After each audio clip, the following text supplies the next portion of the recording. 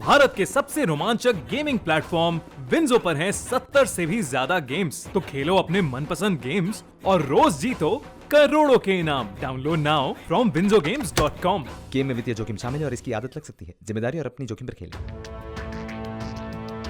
23 मार्च की सुबह 7 बजे सुएज नहर में मालवाहक जहाज एवर गिवन के फंसने से नहर के दोनों तरफ जहाजों का जाम लग गया था। एक और जाम था और दूसरी तरफ हजारों करोड़ का नुकसान हो रहा था।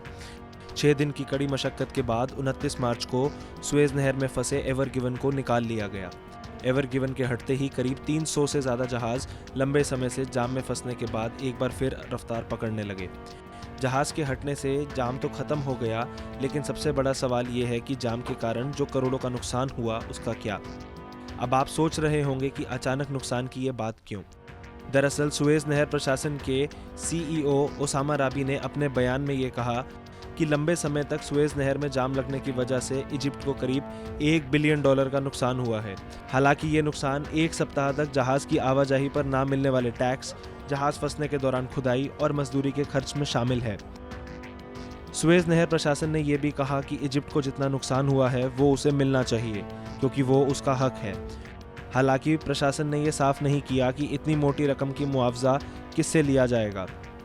बताते चलें कि सुएज नहर से विश्व का 12% ट्रेड होकर गुजरता है।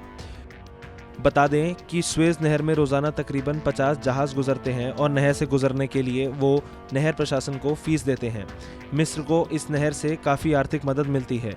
रोजाना लगभग 14-15 मिलियन डॉलर यानी 100-110 करोड़ रुपए की वसूली होती है।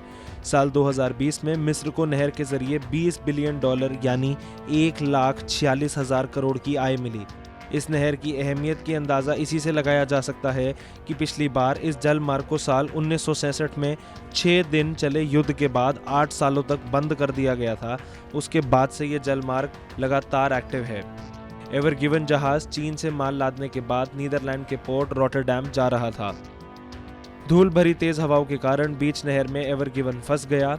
उसके बाद 400 मीटर लंबे और 2 लाख टन वाले शिप को निकालना आसान नहीं था। इस जहाज़ में 2 लाख टन से भी ज़्यादा का माल लदा था और शिप में कैप्टन के साथ 25 भारतीय क्रू मेंबर भी थे। कड़ी मशक्कत के बाद SMIT ने 13 टग बोट का इंतज़ाम किया था। टग बोट यानी छोटी लेकिन शक्तिशाली नावें जो बड़े जहाज़ों को एक जगह से दूसरी जगह ले जाती हैं।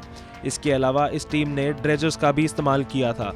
इन ड्रेजर्स के सहारे जहाज़ के सिरों के नीचे से लगभग 25 से 30 हज़ार क्यूबिक मीटर मिट्टी को खोदा गया था। हालांकि इन प्रयासों से बात बनती नजर नहीं आई, तो इसके बाद एवर गिवन से सामान हटाने की बात भी सामने आई थी। बचाव दल के सामने तेज हवाओं और कम रोशनी की भी चुनौती थी, लेकिन उन्होंने पूर्णिमा और ज्वार भाटा का फायदा उठाते हुए इस जहाज़ को समुद्र के काफ़ी अंदर से निकाल लेने में कामयाबी हासिल की।